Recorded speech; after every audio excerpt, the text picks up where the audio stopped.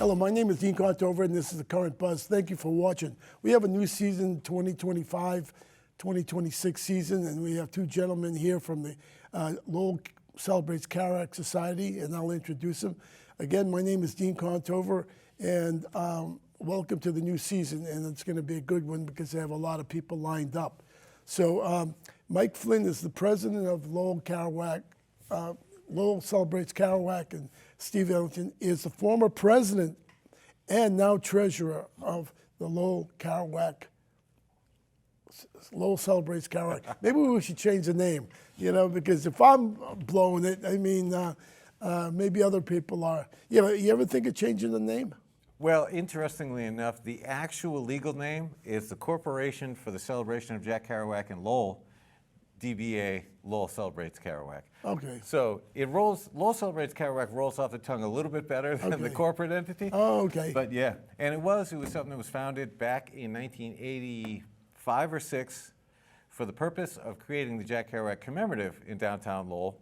In 1988, it was dedicated. That was the first Jack Kerouac festival in Lowell, and we've been producing one annually ever since this year. How many years now? This will be our 37th annual Lowell Celebrates Kerouac. All right, for the new people that are watching this show, or this is going to be on YouTube, tell me who Jack Kerouac is. I know he's an author, and I know he was born in Lowell, and he's deceased, and he's at, not West Lawn Cemetery, Edson Cemetery. Yeah.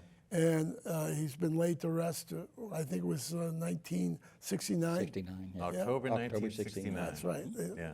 Fall foliage time. Absolutely. So tell me about Jack Kerouac. I mean, why is he important to Lowell or Greater Lowell or Massachusetts? Why should we celebrate him? Well, I'll jump in real quick and then I'll defer to Steve. Like we have on our little rack cards that we put up there. Who was Jack Kerouac? That's part of our mission, is to let people know about this guy from Lowell. He was a kid from Lowell who became one of the most influential writers of the 20th century, inspired generations of restless dreamers to hit the road. His most famous novel, of course, was On the Road. But he was a very, very interesting guy and a prolific writer. He set 5 of his novels that are published and in print in the city of Lowell. And really, before there was a Lowell National Historic Park, before there was a lot of this movement to preserve history in Lowell, in his writing, he captured what made Lowell a special and unique place in the American story by capturing the ethnic neighborhoods he grew up in. He's a son of French-Canadian immigrants, didn't speak English until he went to school, about 5 or 6 years old. But really, just an amazing writer who was able to sort of capture the world he grew up in and document his life really from birth until, he was played football, got a scholarship to Columbia University. Let's remember he played football for Lowell High School. He graduated from Lowell High School. He absolutely did. Class of 1939. Yeah, there you go. And so I'll defer to Steve. He can fill in some of the gaps that You pretty well covered it. I think to get some perspective on this, at the turn of the century, as the 2000s got underway, there were various literary organizations that would publish their list of the top 10 American novels of the 20th century. Top 10, top 100. Top 100, excuse me. Yeah. The top 100. I think one was by the American Library Association. I think Time Magazine did one. But on all of those best 100 novels of the 20th century, Kerouac's On the Road rated pretty well. Pretty far up You are correct, Steve. What's that? You are correct. Yeah, so he was, it didn't happen during his lifetime. Very tragically, like a number of people, he was only 47 years old when he passed away. Unfortunately, his battles with alcoholism finally got the better of him. And so he wasn't that well recognized when he passed away. That's not unusual for a number of writers, poets, and artists. It's been since then that his true literary worth and value have come to light. And that's why, along with Mike and the other people on the LCK, Lowell Celebrates Kerouac group, I just feel very honored to be a part of keeping his legacy alive and well in his hometown. Because as Mike mentioned, we're called Lowell Celebrates Kerouac for a reason. We're aware of his literary fame with On the Road and Dharma Bums and Desolation Angels, a lot of those road novels, but we also like to emphasize his Lowell roots and how he held up some of the dynamics and rhythms of Lowell's French-Canadian communities in the 1920s and the 1930s when he was growing up. Before, as we said, he graduated from Lowell High School in 1939 on a football scholarship, went to Columbia University. That was where he met Allen Ginsberg and William Burroughs and Lucian Carr, Edie Adams, the people who became what were called the Beat Generation writers, and then his life went from there. They were called the Beatniks. Yeah, that was a term that was invented by a San Francisco columnist. Well, I mean, But people use that. Yeah, well, that was kind of interesting on that, because what became sort of a term of, if not ridicule, just kind of a term of sort of looking down their nose at them, they're beatniks. They decided, well, we'll take that and make it a badge of honor. Yeah, okay. We're beatniks. Not unlike what's happened with the gay lesbian community. Remember, the term queer was at one point considered a very derogatory put down term. And they embraced it then as their own. Yeah, we're queer. Right. Well, okay, we're beatniks. yeah, interesting philosophy. Okay, so Kerouac went to Columbia University. He didn't graduate from Columbia University. No, he joined the Merchant Marine. That's right. Yeah, I have his record. It's online, his Merchant Marine record. Right? And yeah, it's. I'm sorry I didn't bring it in. I don't even know where it is in the house, but I remember I downloaded it and made copies of it, and that he was in the Merchant Marines. He wasn't a happy camper in the Merchant Marines. No, but that makes him a World War II vet. Well, see, yeah, but Merchant Marines were not considered veterans till later on. Yeah.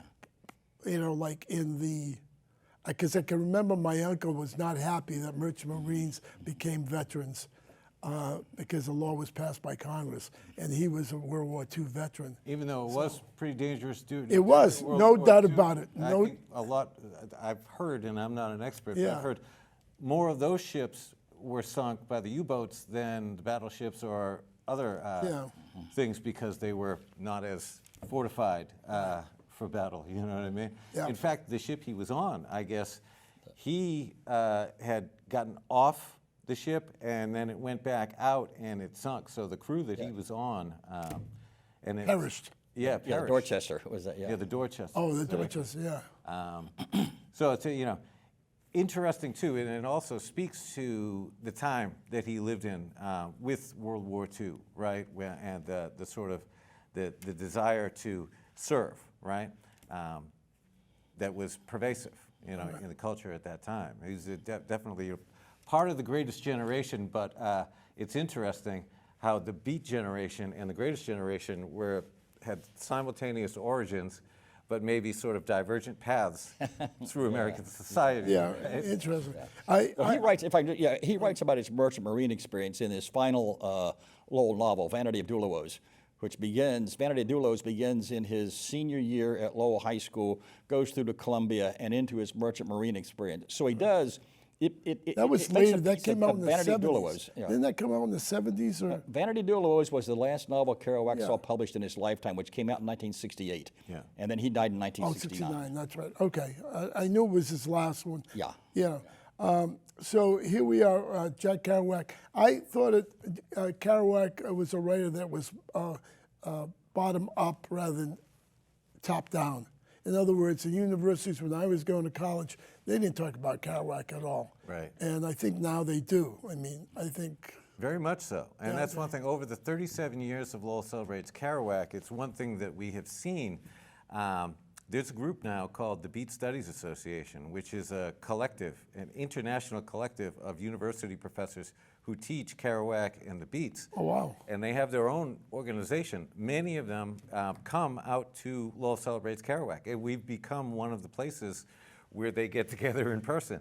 And we talk about, you mentioned our festival. We have a long-standing partnership with the Moses Greeley Parker Lecture Series, which that's our keynote, is our Parker Lecture every year during our festival. This year, Hassan Melahi, a scholar from the University of North Carolina, will be coming up to deliver the address, and he's a member of the Beat Studies Association. We've got another guy named Eric Mortensen from Michigan, a university in Michigan. I wish I had it right in front of me, but he co-edited with another scholar from Poland a collection of essays entitled Rethinking Kerouac, Afterlives, Continuities, and Reappraisals. which sort of looks at Kerouac in the context of today and the scholarship around his work, which was lacking for years, right? So Yeah, he was a popular writer, but not necessarily one that was accepted by the Academy. But you're absolutely right, that is something that has shifted. Yeah, he's achieved the academic standing now that he certainly didn't have during his lifetime, Right. and not in Or my quite a lifetime. number of the few Or our years to lifetime. follow as well. But to pick up on something Mike said, I think what we do with our festivals, and we can say a little more about what's going to be happening that weekend, I think our festivals have come to be a very nice blend of Kerouac scholarship on the one hand and celebration on the other, with music and poetry readings and tours of the neighborhoods. We do a little bit of both, but I think it's, we have managed, especially in more recent years, to bring in a scholarly element or a scholarly component to our festivals that I think makes for a very nice blend with all the celebratory fun stuff. Not that academic stuff isn't fun, but celebratory fun stuff with that. Do you want to go with that? Do you get international people coming in? Oh, yeah. For sure. Lots of people from Canada. We get people from Europe. I always say, everybody knows the Lowell Folk Festival, and it's like, the crossroads of the world in Lowell during that weekend. We don't draw the crowds, but we do have the draw, right? So we get people from all over. We've had people come from Asia. But we get people from Canada every year, people from all over America. We get people who come up from Mexico, folks from Europe, from Brussels, Denmark, England, Oh, yeah. literally all over. His work is published and it's in print all over the world. Do they go to a cemetery and that's a cemetery? It's a big part of what we do is get them there. So we do a bus tour every year that takes them from birth to death. We take them to the birth house over on Lupine, and we take them to the cemetery and a bunch of other Kerouac-related places around Lowell. But absolutely, it's a place that famously people have been making pilgrimages to before Lowell Celebrates Kerouac was ever around. Famously Bob Dylan on his Rolling Thunder Review tour, but it's been a place that people have sought out since 1969 and the funeral. But yeah, that's a prime place people want to go. Tell me about the Kerouac Foundation.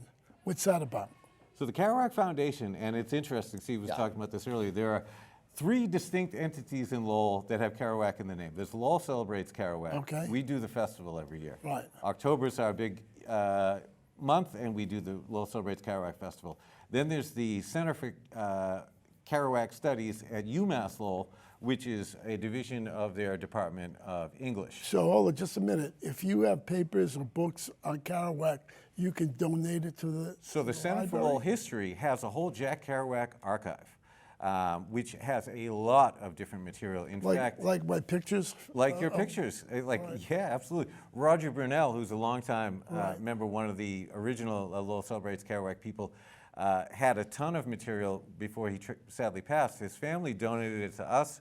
We cataloged it, and we then in turn donated it last year to the Center for Lowell History and the Jack Kerouac Archive. So Roger's material is in there now. Okay. The material from the making of the documentary One Fast Move or I'm Gone, which was about Kerouac's Big Sur, which the documentary came out in 2008, and the feature film Big Sur came out in 2008.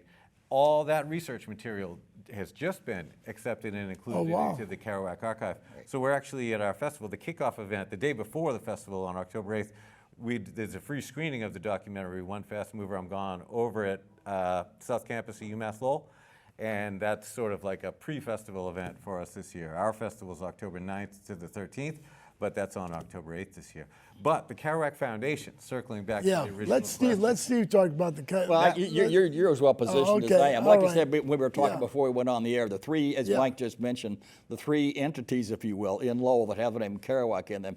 Lowell Celebrates Kerouac, beginning with the building of the Kerouac Commemorative and the festivals that we do. That's who we are. Mike and I are LCK. Then, as Mike was just saying, there's the Kerouac Studies program at the university with the archives at the Center for Lowell History. And then the third one that just came into being in the last few years, part of the attempt to get a Kerouac Center in Lowell, is the Kerouac Foundation. If you want to take that one. And where is that located?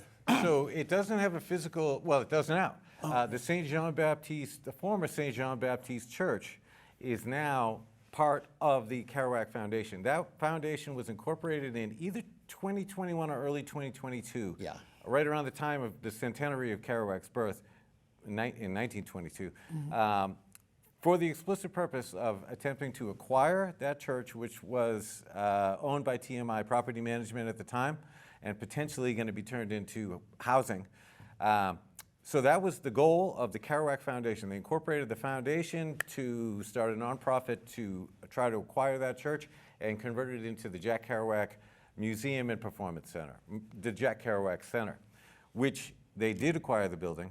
How did they do that? Very famous country musician named Zach Bryan from Oklahoma. Not Zach, not Zach Brown. Not Zach Brown, Zach Bryan, Right. B-R-Y-A-N. All right, got Up it. and comer, only 29, I believe, or maybe 30, and not with a long career, but a very successful one. Wow. Heard about what was going on, and in fact, during our festival last year, there was a mural reveal that the foundation had done on the Moody Street side of the church, and he was following it on Instagram. Wow. And he communicated with Sylvia Cunha, who's one of the directors of the foundation. Well, I've been trying to get on my show for a long time. She's tough to get a hold of. She's a busy girl, for sure. Yeah. Woman, I should say. Yeah. And he said, "Oh, that looks great. I'm so excited about the center." And she said, "Well, hopefully it happens. Hopefully this mural isn't the last gasp, because it had been going on for a few years." And I guess the words came back across Instagram to Sylvia, "How can I help?" And she said, "Do you want to buy a church?" And from there, the conversation started. A few months later, it was Wow. announced he bought the church. How much was that? $2 million? Was About it? 3.5, I think. 3.5. Somewhere in that Oh, okay, ballpark. ballpark. Oh, okay. I'm not, Good. I'm not a big number. That's guy. good. So he owns the church. He owns the church, and I believe has donated it to the foundation, or has become okay. part of the foundation. Okay. I don't know all the details, Right. but now the foundation has a home in the church. Wow. And they are moving forward, still got So more. what's going to happen in the church? Are they going to have a theater there that So they're there will going to be, bring in as I understand people? it, the cathedral part, the main upstairs part of the church will be a performance center. Music, Okay. art, whatever yeah. types of performance Yeah. you would do in a performance center. The basement level, which is the downstairs church, and all the other rooms, will be the Jack Kerouac Center. It'll be a museum. I think they have plans for some type of restaurant, a coffee shop, maybe function space, a bookstore. All types My of- all types of understanding things. is that my understanding is they want to take it in two phases. Phase one would be what Mike just mentioned, the downstairs area becoming a Kerouac Center and museum. I think the idea is to get that piece of it launched, and then essentially move upstairs to Right. what we hope will be a performing Yeah, it's a arts nice center. upstairs. I mean, the acoustics in there Yeah. are wonderful. But that's the idea, and I just wish I wish them all the best. And we, LCK, although we're not structurally linked to the Kerouac Foundation, we certainly want to give them as much support and encouragement We're as we can. simpatico, and we're in Lowell, and I would love to see that place come to fruition, because it would be another place where we could do our events during Lowell Celebrates Kerouac. Good point, good point. We are the little nonprofit that's been going since 1988. How are you funded? Lowell's longest standing homeless nonprofit, right? So, so we are funded through, we do an individual appeal every year.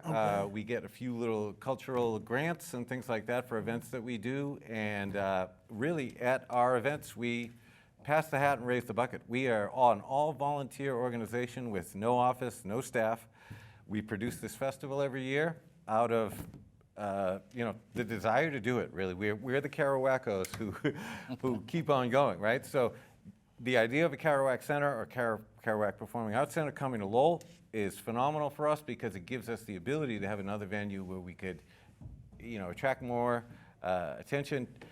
Big thing what we do is about showing people how Lowell made Jack Kerouac before he made all the literature that really made this impression on the world, right?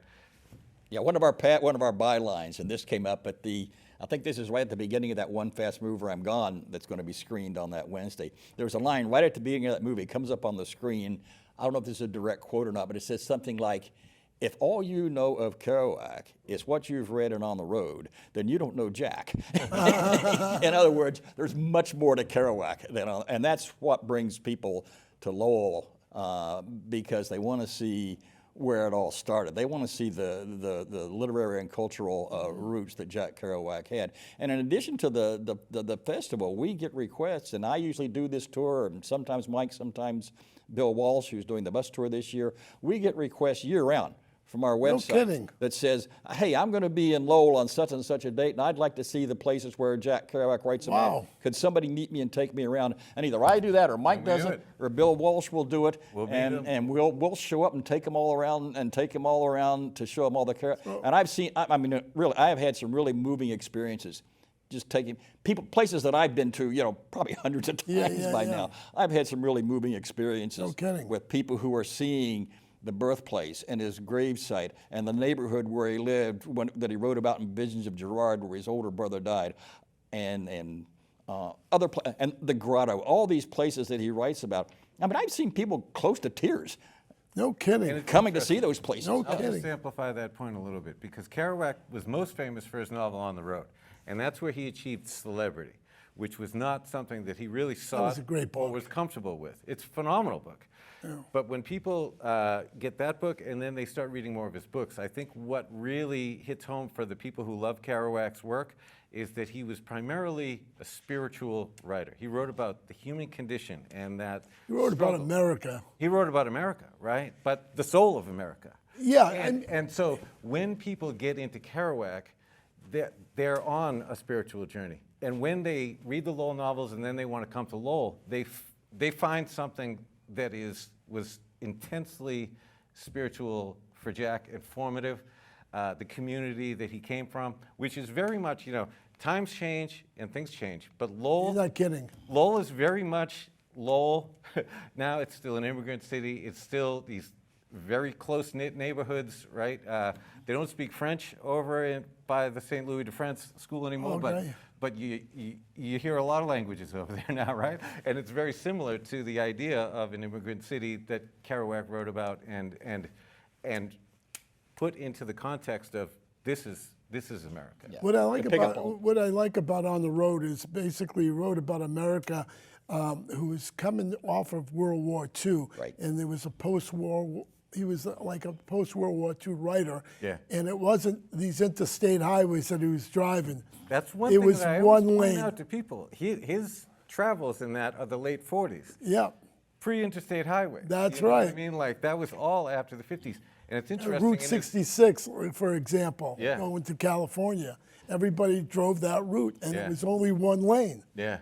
And to pick up on Mike's point earlier, I mean, I think one of the key lines in the line on the road that everybody likes to put on T-shirts and mugs and what all one says, the only people for me are the mad ones, and it kind of goes from there. But I think one of the key lines in On the Road, it's a very short passage where Kerouac says, "All of life is holy and every moment is precious." That's a line in On the Road. It's true. And shortly after On the Road came out, he published an essay called "The Origins of the Beat Generation." I can't remember where it ran, but one of the lines in that essay, he said, "The Beat Generation is a religious generation." Kerouac himself said that. By religious, he didn't mean adhering to a particular religious doctrine. He said it's about looking for some kind of a greater, higher purpose or meaning and direction in your life, and that's why I consider him a religious spiritual writer, because that was what he was really going for. You know what I like in On the Road, the best quote? When I first met Dean. It's a good one, especially for you. Well, there's another one. There's another On the Road quote that I think is very relevant now. Is one where he says, "Whither goest thou, America, in your shiny car in the night?" In other words, this was post-World War II. Where are you going, America, with your wealth and your power and all that? And I think that question is about as relevant Interesting. right now as it could ever, that it was when Kerouac wrote. I have a minute to go. Is there anything that you want to say that you want people to but come? Check us out. LowellCelebratoKerouac.org is the website. We, as Steve I don't said, know we're a if we year-round can get this on. organization.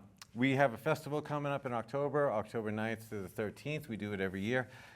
The quote that I love, "The bus roared on. I was going home in October. Everybody goes home in October."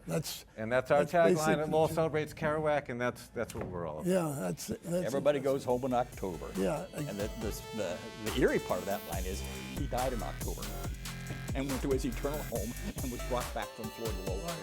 Everybody goes home in October. Come to Lowell. If you want to see Jack Kerouac's resting place, it's a cemetery. There's a little house